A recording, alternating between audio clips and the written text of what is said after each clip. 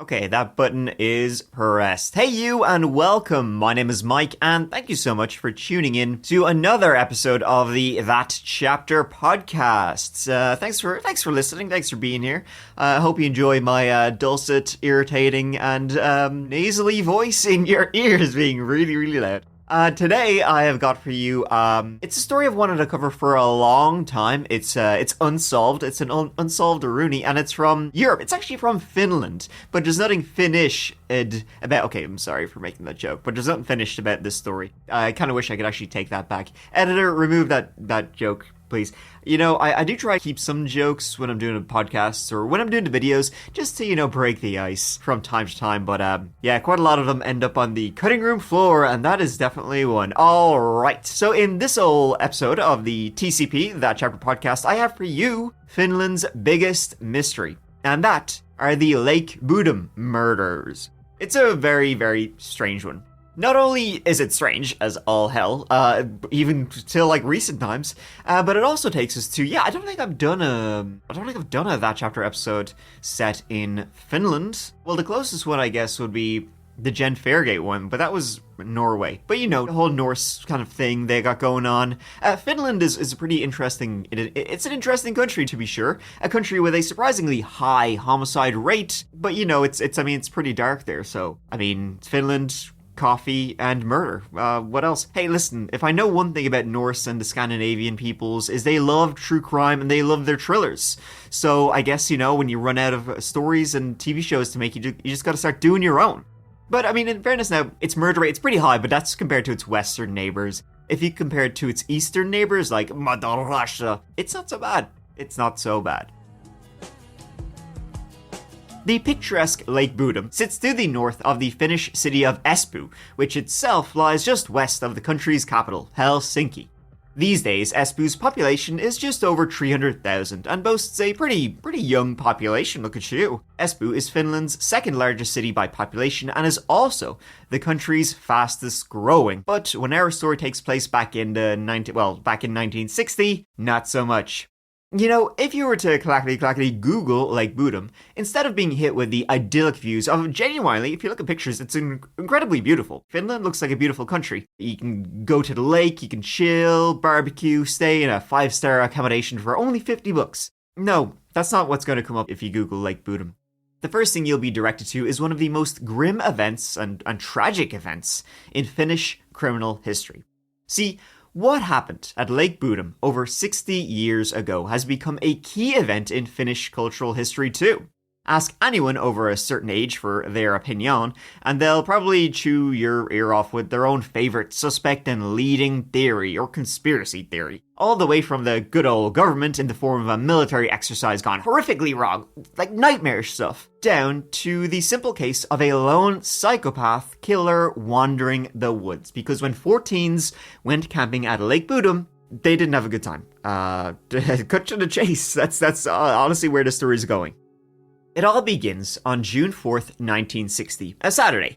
Two pals, Nils Gustafsson and Seppo Boisman, both 18 years old, were all set to ride their motorbikes and spend the night camping at Lake Bodom, along with their sweethearts, 15-year-old Mila Irmela Bjorklund, who was with Nils, and 15-year-old Anja Tulika Mikey, who was with Seppo. By the way, fair warning folks, you've probably already guessed it, I'm going to butcher some Finnish names in this, but you know what, it's just an added bonus. So, you ain't never gonna hear Finnish names pronounced the way I do, so enjoy it. Both of the girls went by their middle names rather than their first, by the way, so I'll refer to them as Irmeli and Tuliki, respectively, and respectfully. The group's tent was only intended to fit two, so the foursome were in for a tight little squeeze, but you know what, typical teenage stuff, when you're a teenager, you really don't give a shit about that kind of thing, or, how much camping can kind of suck at times. You just kind of go along with it. The teens were all from Vantaa, a city in the south of Finland. The lake was, and is, a popular destination for adults and teens alike, and so the foursome were looking forward to some alone time away from their parents' prying eyes. Those parents, by the way, did not know about the co-ed nature of the camping trip. As far as they were concerned, there was not going to be any mixing of the sexes, but when the parents are away, well, this is really the stuff that just teenagers just do. So, get used to it, I guess. And yeah, I mean, the first time I heard this story and the ages of the people involved, my thinking was along the lines of, I mean, yeah, I know, it's 1960s, but come on now. You know where this is going.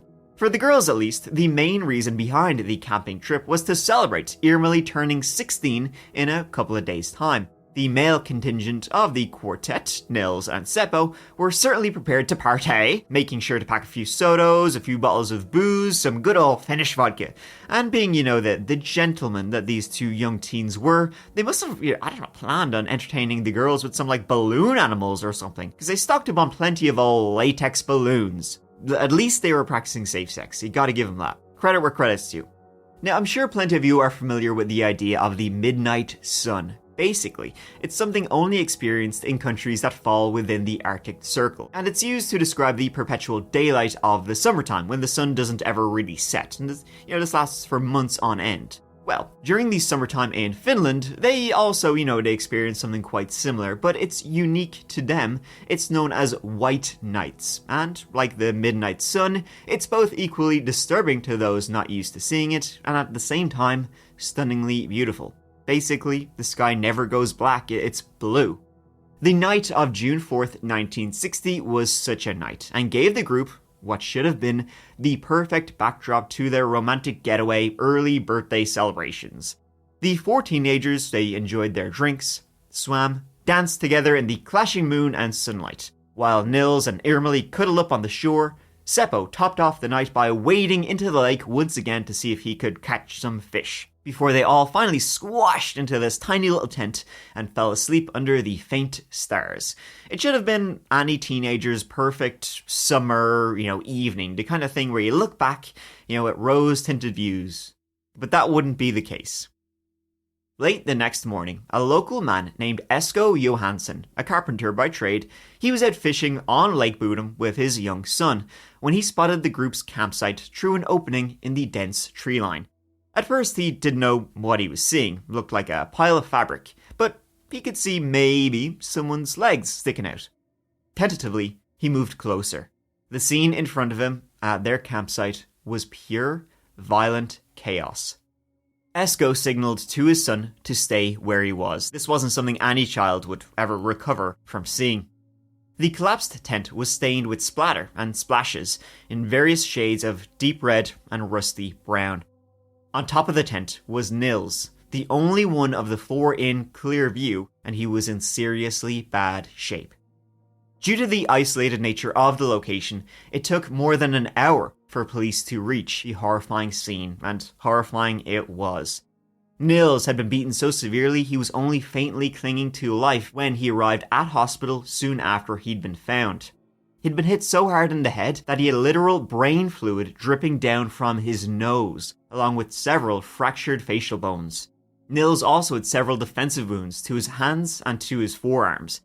It would take 3 weeks before he was able to leave the hospital, and months before he fully physically recovered from the assault.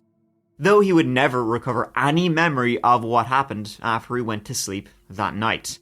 When he woke up in hospital, Nils asked what had happened. He thought he must have been in a motorcycle accident, and he asked if his friends were okay. Of course, they were not. The other 3 teenagers had all been murdered that night. Each had been stabbed and beaten with a dull object, perhaps a rock or a heavy pipe. Irmeli, Nils' own girlfriend, she had received the worst of the violence. The 15-year-old was found undressed from the waist down.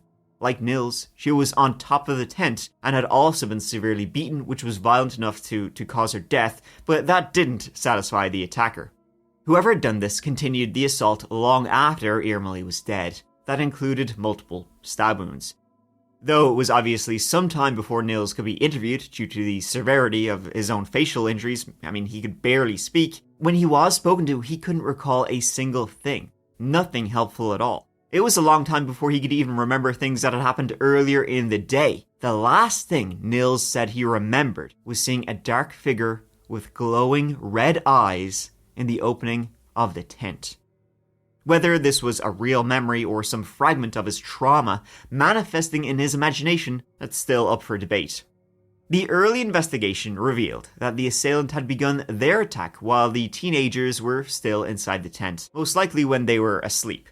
Bizarrely, the key to both boys' bikes was not only missing from the scene, but never found, but the bikes remained. Obviously, that raised the question. Why take the keys, but leave the bikes at the scene of the crime? It made no sense, whatsoever. However, some speculated that perhaps the reason the keys were taken, well, it was before the assault even began. That was in case the gang fled and tried to use their bikes to get away, which is certainly possible, but it just makes this attacker just all the more grim, gruesome, and he wanted to make sure his victims didn't have a chance to get away.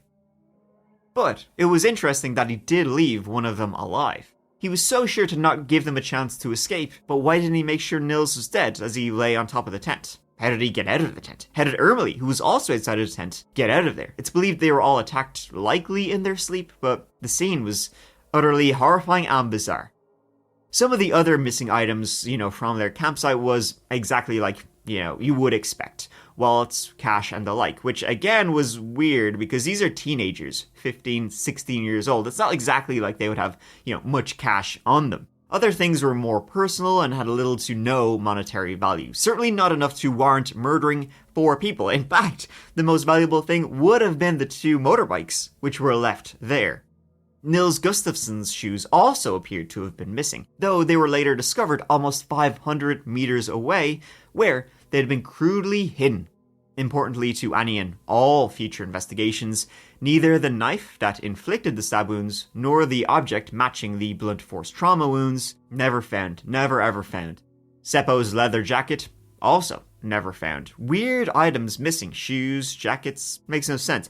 And in an attempt to recover any and all of the missing items, the police actually called in the army to help in the search. Now, this was a long time before the days of domestic law enforcement agencies having the resources to dredge a lake themselves. Unfortunately, however, as much help as the army were, the sheer number of them meant, meaning more and more people trekking through the scene, just, more and more people disturbing the crime scene that had been left behind.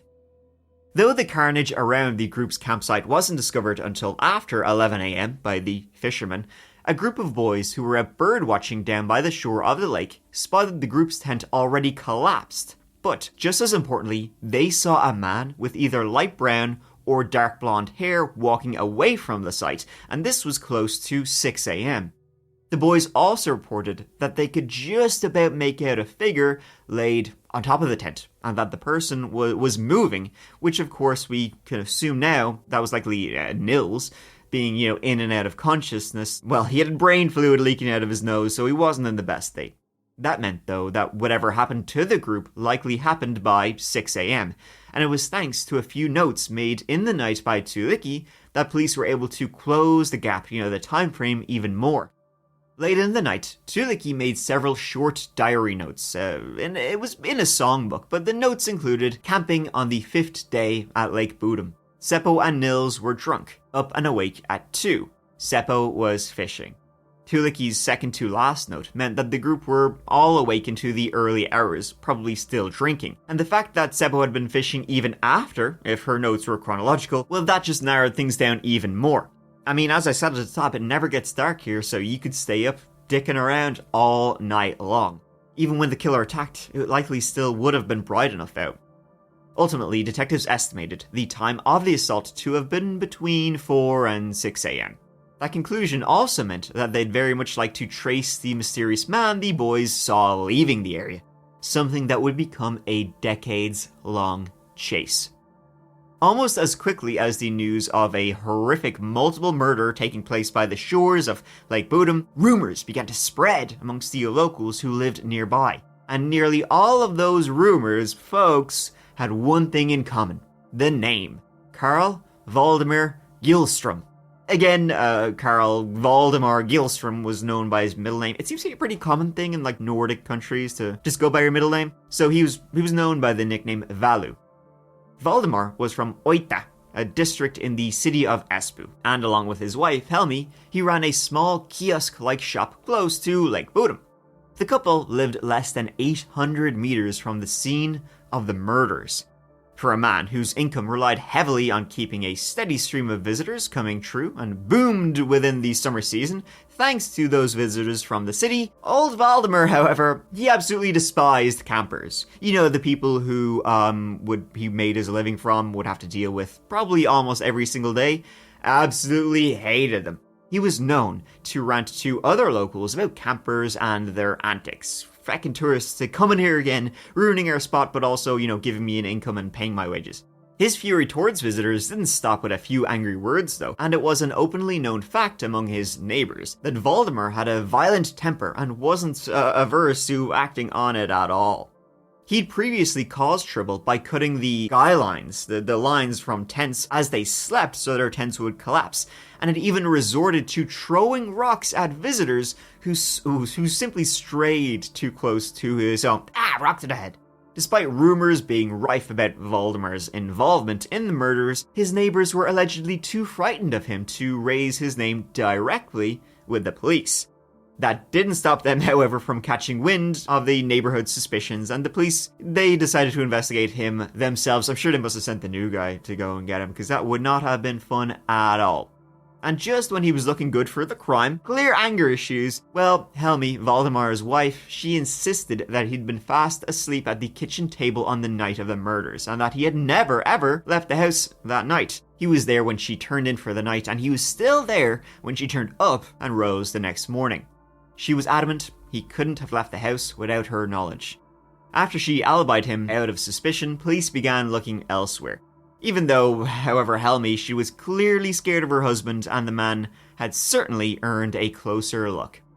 And it's worth mentioning that Valdemar, he was something of a neighborhood boogeyman, and known as the kiosk man. Ooh. Every local had a story about him, from brandishing a shotgun at moped-riding youths to hiding razor blades in the apples from a tree on his property simply in case any youths decided to steal his apples, as a treat. Razor blades in apples, maybe that's where the urban legend came from. What a good guy. It wasn't just outsiders that bore his wrath either. Other locals had even gotten one of them stones to the noggin when they'd accidentally cycled on his pathway. He thought he owned the whole area. Literally, if you're on... Man, what a swell guy. He was also almost certainly, extremely mentally unwell. And along with his severe drinking problems, that was never going to end well. And then you have the fact that 3 people end up murdered, 3 campers who he loves, end up murdered 800 meters from his home. Did he think that was his patch to the beach?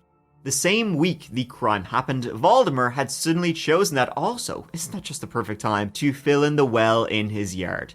He was seen by multiple witnesses pouring wet concrete, and it doesn't exactly take a rocket surgeon to work out what the real motive could have been behind the sudden urge to do some DIY work, some home improvements. Maybe he also just happened to throw a knife on a rock or a heavy pipe down that well before he poured the concrete down it.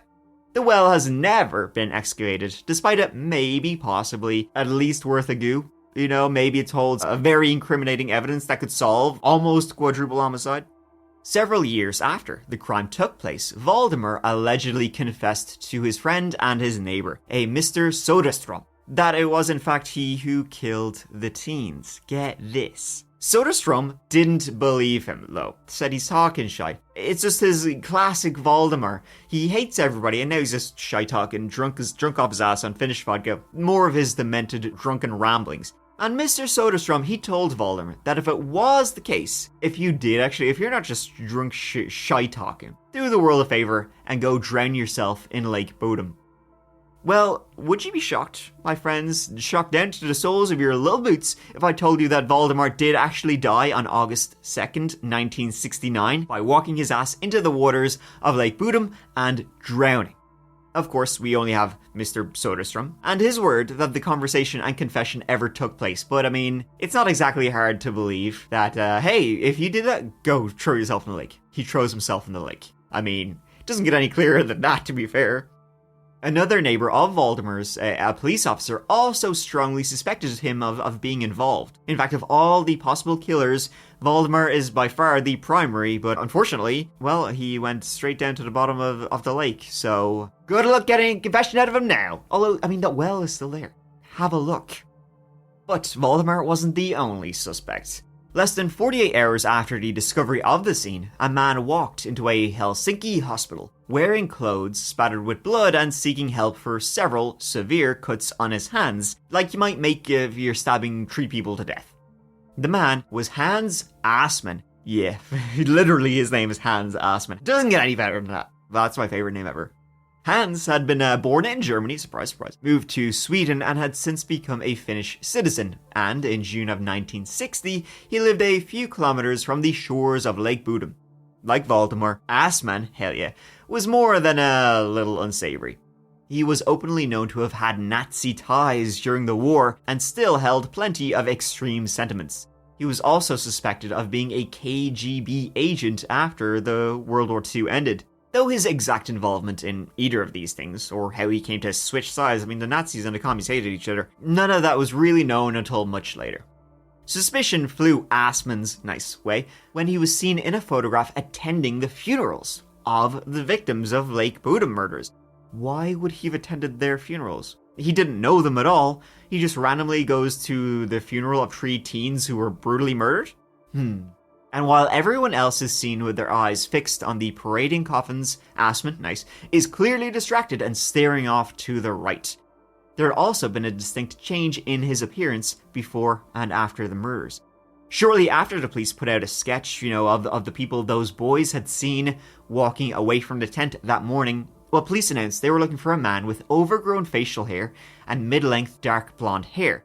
That was just about the time that Assmann, decided it was just the right time to shave his beard and cut his hair high and tight.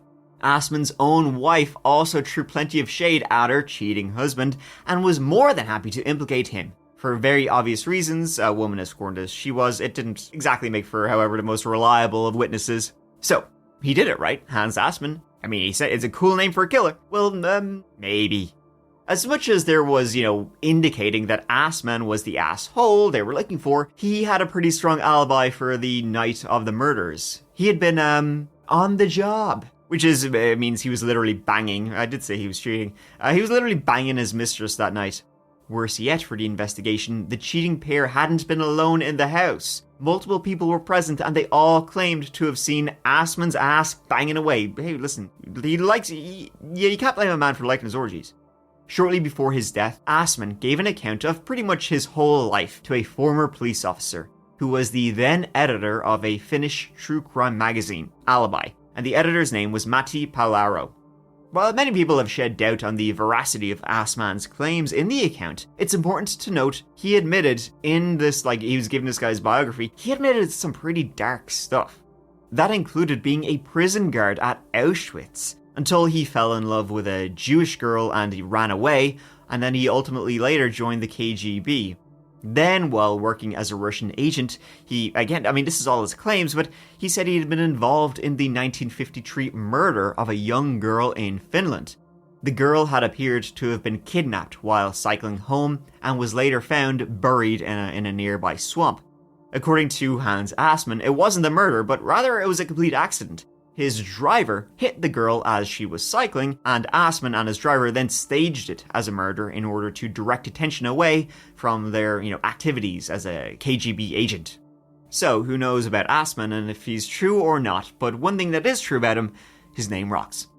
Then there's the Tulihatti campsite murders of 1959. So just a year earlier, 2 young women, 23-year-old Rita Pakkanen and 21-year-old Aini Naisonen, they were stabbed and bludgeoned to death inside their tent, camping at a lake. Now, this lake that they were at, it's quite a ways away from Lake Bodom, but still pretty similar. Shockingly similar, you might say. After being killed, they were buried in a nearby swamp. Well, Assmann wasn't exactly a primary suspect in their murders, but there were some links, largely through his and his wife's own accounts, that there, means a faint possibility that he could be involved, but honestly, it's pretty unlikely. But it would be, disingenuous not to mention a shockingly similar crime that had a suspect in common, and, it's worth mentioning as well that 2 other women murdered in their tents, camping at a lake, a year earlier. Who knows if it was Hans Assmann, but it could have been the same guy.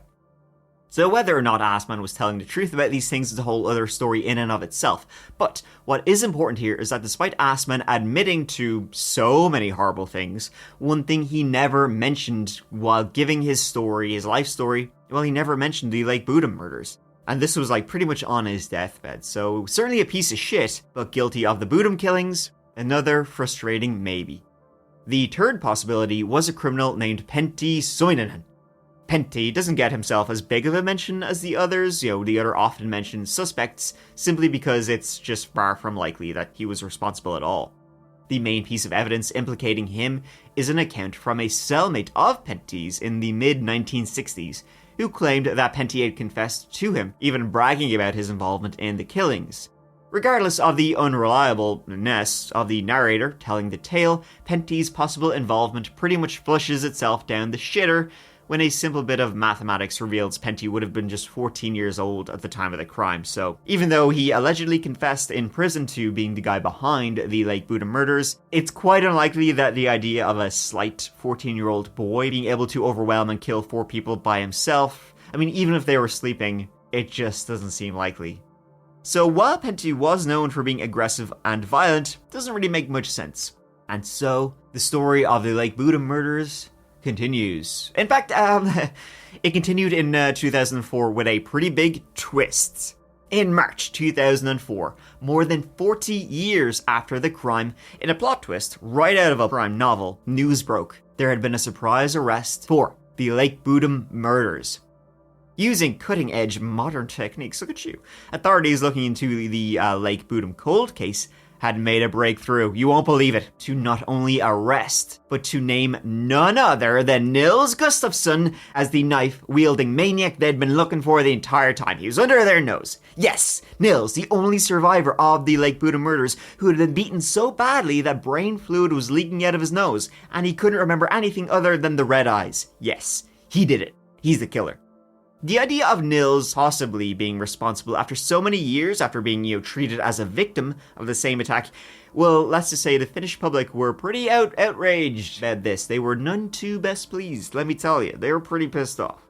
It also picked off a decades-old scab, and suddenly old wounds thought to be healed were bleeding once again. Everyone with an asshole and an ass man had an opinion, and the police went after Nils all guns blazing, my friends. Nils' trial for the murder of his 3 friends 40 years earlier, it all began August 4th, 2005, with the prosecution seeking a full life term if he was found guilty.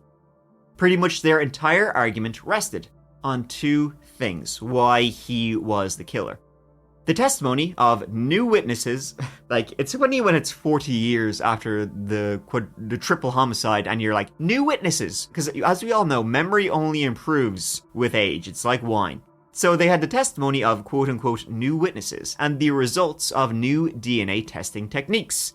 The counsel for the prosecution argued that the only identifiable DNA recovered from the scene was that of the 4 teenagers, indicating there was no one else there. The killer had to have been one of them. Now, this was plainly false, to be honest. A 5th person's DNA was found at the scene of the murders. It's just never been, identified, never been linked back to anyone. Sadly, since a sample has never been gathered from Valdemar Gyllstrom, the prosecution also made a lot of the fact that Nils' shoes had been found hidden 500 meters away from the campsite. Which again never made no sense. Why would the killer take his shoes and hide them? Maybe he took his shoes, was kicking the tires, humming and hawing over them, decided he didn't like them, and then got rid of them. Who knows these things? But further, the shoes only had the blood of the victims and none of his own. None of Nils' blood was on the shoes. The blood was also only on the outside of the shoes, which the prosecution argued was because someone was wearing them during the killings. That someone being Nils, who then panicked and tried to hide them. So as far as a motive goes, Nils was alleged to have fallen out with his girlfriend Emily, most likely after she turned down his advances. He did bring a big box of condoms, and she brought up his ex, which, she'd only very recently broken up with, and that infuriated him. According to the prosecution's theory, that was enough to push Nils over the edge and into a violent rage. First, he killed Emily, and then Seppo, perhaps when he tried to intervene in the initial assault, And then finally Nils killed the only surviving witness, the only person who saw him, Tuulikki. Then after killing Emily, he went back, hit her, stabbed her, kept attacking her. The prosecution also called on an expert witness who claimed that Nils' permanent amnesia was not possible from the injuries he had suffered. Remember, he was claiming he didn't remember anything other than 2 red eyes. They suggested that Nils had actually been injured by Seppo kicking him in the face as he attacked the others. They further suggested that Nils had hit his own head against a tree and then staggered back to the tent in order to make himself appear to be a victim. This was all instantly refuted by the defense's own experts, who stated that it was absolutely possible to have permanent memory issues, and not only that, but with the extent of Nils' injury, there was no way he could possibly have subdued the others for long enough to have killed them, let alone launched into such an intense and prolonged assault. And the idea once again, of his own brain fluid dripping out of his nose. If you do that to yourself, that's a hard one. The trial came to a head on October 7th, 2005, with Nils Gustafsson being acquitted of all charges. Not only that, but the authorities were later forced to apologise to Nils and had to pay him damages of €45,000, which is roughly the equivalent to dollars. The defence successfully argued that the idea that Nils had flown into some kind of jealous rage, just plain idiotic. He and Emily had only been seeing each other for around 3 weeks. Would he really kill his lifelong best friend and an innocent bystander over a girl he was, just only getting to know? It didn't seem likely. The prosecution's argument really fell apart with their witnesses, though. Remember, witnesses to an event that happened 40 years earlier. More than 40 years earlier. Each was found to be unreliable in their own way. One of the key witnesses who claimed to have seen Nils was then unable to recall the names of the 3 friends she claimed to be with, nor could she remember other key details, despite claiming to clearly recall seeing Nils arguing with the 3 dead teens prior to the killings. She'd even claimed that Nils and his friends had joined her and the other 3 mystery pals she couldn't name. The only thing she could name was Nils. The argument around Nils' shoes, it was also pointed out, very clearly flawed. Nils told the court that he had left his shoes outside the tent, so anyone could have taken them.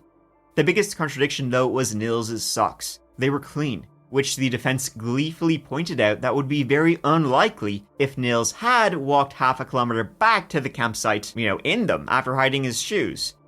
Shockingly, Nils decided not to bring charges against the newspapers who'd spent months dragging his name through the mud and doing their best to frame him as a lying sociopathic murderer. Under Finnish law, if he'd chosen to, Nils could have pressed charges and potentially sent an editor or journalist or 2 to prison. The whole prosecution of Nils was pretty ludicrous and pretty wrong. He was clearly one of the victims of a mad, insane murderer who possibly is still out there, roaming the Finnish forests. It's unlikely. It was 44 years ago. But you never know, folks. And that is the case, the unsolved case of the Lake Bodom Murders. I do think, it's probably the guy who said, hey, if you did it throw yourself in the lake, guess what? The guy, a number 1 suspect, threw himself in the lake. It doesn't get much more clear cut than that. But really, you never know. It's a really tragic case, and it's pretty horrifying of this sort of idyllic teenage romantic getaway. Something, you should look back on later on in life as being one of those picture perfect moments. And it turns into, this story actually does kind of remind me of a horror movie, like a teen slasher. Yeah, well, there you go, folks. That is the story. Pretty nightmarish. So next time you're out camping at the lake, or just in Finland in general, watch out. And one thing you always gotta watch out for Assmann. Thank you so much for listening to the That Chapter podcast. I hope you enjoyed this old epi of the potty. Means a lot to me.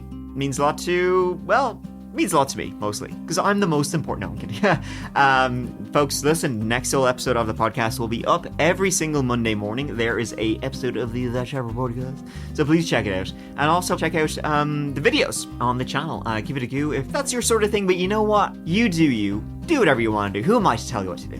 But I will tell you is that you should look after yourselves and each other, because I love you. Mike out. 2 young women, 23-year-old Rita Pakkanen and 21-year-old Aini Nilsson. I'm having a lot of fun with these Finnish names.